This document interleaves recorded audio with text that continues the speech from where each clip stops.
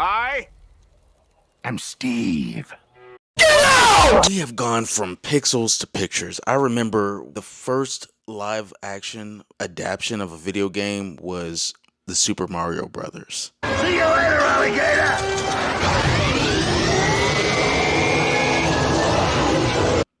Yeah, with Mr. Bob Hopkins and John Leguizamo. It was really like pretty good for its time. I loved it, and it left such a cliffhanger in the end. I was hoping that there was going to be a sequel, but critically, it just didn't make it. And I thought that was going to be it because the only thing after that was like Street Fighter, and that was slim pickings to say the least. Because like that, the only cool thing it had was like the Guile character by Van Damme, and then you have Gomez Adams playing Bison. That unfortunately was, it sucked. It wasn't really that good. But it is a fan favorite. It's a guilty pleasure sometimes. I'll watch it and then I'll remember, I'm like, oh yeah, that's why. There's been a super rocky road when it comes to video game movies. Now, for decades, video game adaptations have been like the punchline of Hollywood. It's often mocked, and then poor execution, and of course the critical failures.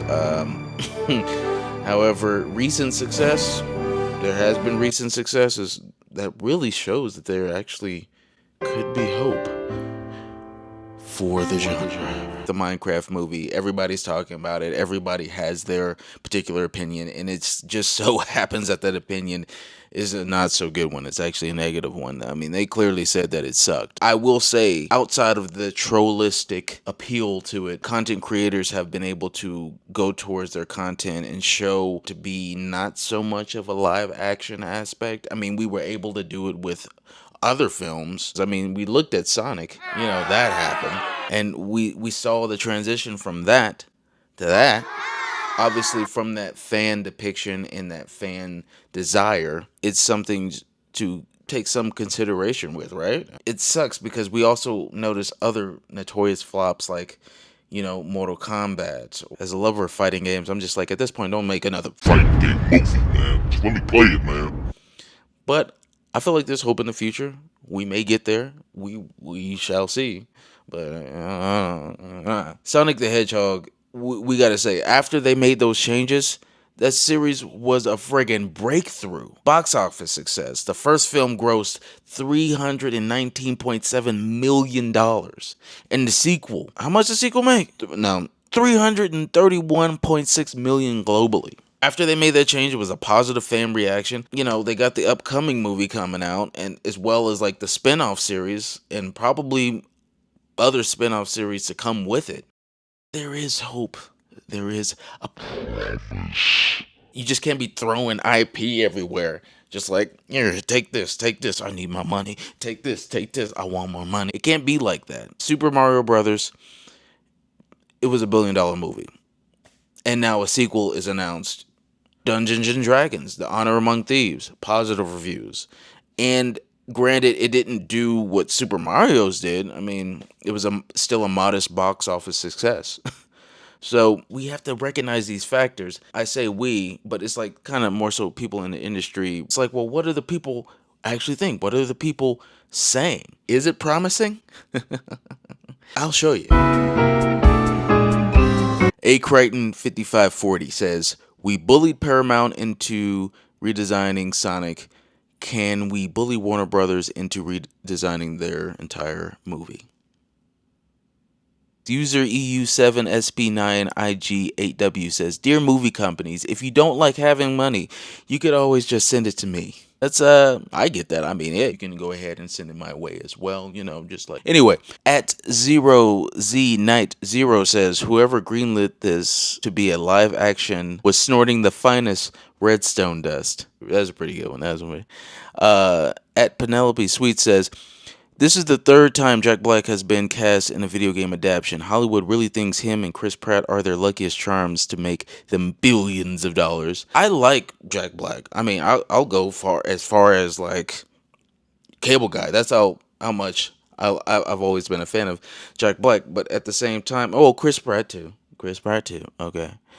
But at the same time, like this cast looks great. So it's not the cast, right? It gets very tiring to see the weight put all on them. And then sometimes even only but a few cast members are able to do it and try to carry the whole film. It's just, we're tired of doing that. Just like bring it full 360. We got a good story, we got a great cast, and then it just all flows together. That's what we're asking for. It's not that we haven't gotten it, but that's just, it seems like most people desire. One of the comments mentioned, I forgot who, there's somebody, they mentioned, had any of the creators of this project, of this film, played the game? I thought that was a pretty good question.